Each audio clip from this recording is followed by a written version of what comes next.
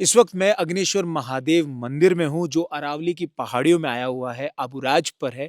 ये एक प्राचीन मंदिर है जहाँ पर विश्वामित्र जी की एक धुनी भी है और यहाँ पर एक ऐसा प्राचीन कुंड भी है।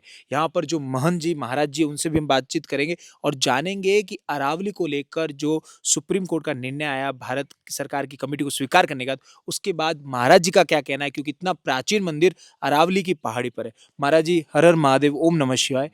महाराज जी आपकी क्या प्रतिक्रिया आपको जब पता चला कि हुँ, अरावली की पहाड़ी में 100 मीटर से जो ऊपर की पहाड़ी उन्हीं को गिनेंगे बाकियों को हुँ। पहाड़ी नहीं माना जाएगा, तो उसके बाद आपकी क्या प्रतिक्रिया है उसको लेकर महाराज जी?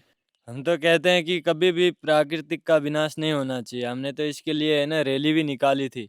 यहाँ एक नेता आया था उसके साथ-साथ उसने कहा कि बोले ऐसी-ऐसी बात है और ये प्राकृतिक का नाश हो रहा है तो आपको भी साथ देना है। मैं बोला ठीक है हम भी साथ हैं।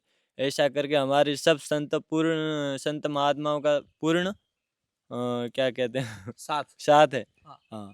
लेकिन महाराज जी अगर सरकार फिर भी नहीं मानी और अगर पहाड़ियों को काटने को लेकर अगर कुछ भी एक्शन किया तो आप क्या करेंगे उसके प्रति फिर महाराज तो इसके लिए विरोध करेंगे सब जनता और साधु संत सब लोग मिल के इसका विरोध करेंगे कि ये निर्णय खराब है। जी? हाँ। महाराज जी एक अंतिम सवाल कि अरावली की महत्वपूर्णता आपके लिए क्या है? कितनी महत्वपूर्ण आपको लगती है अरावली में? बहुत महत्वपूर्ण है, इससे ऑक्सीजन मिलती है। ये ठंडा जो अभी सर्दी पड़ रही है ना, ये अरावली की वजह से ही पड़ रही है। अगर पर्वत नहीं रहे ना, तो यहाँ तो रेगिस्तान बन जाएगा सारा का सारा। रेत के अलावा वैसे भी कुछ नहीं है नीचे तो।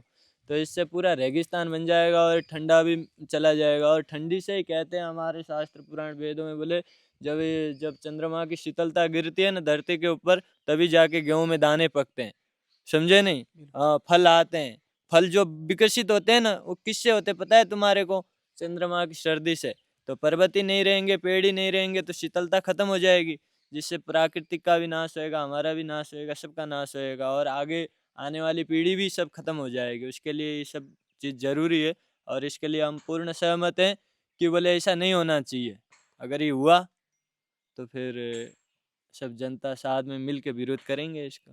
हाँ। तो आपने देखा किस तरीके से महाराज जी ने कहा कि अरावली को नहीं खत्म होने देंगे। आप इसी तरीके से हमें साथ देते रहिए। नमस्कार।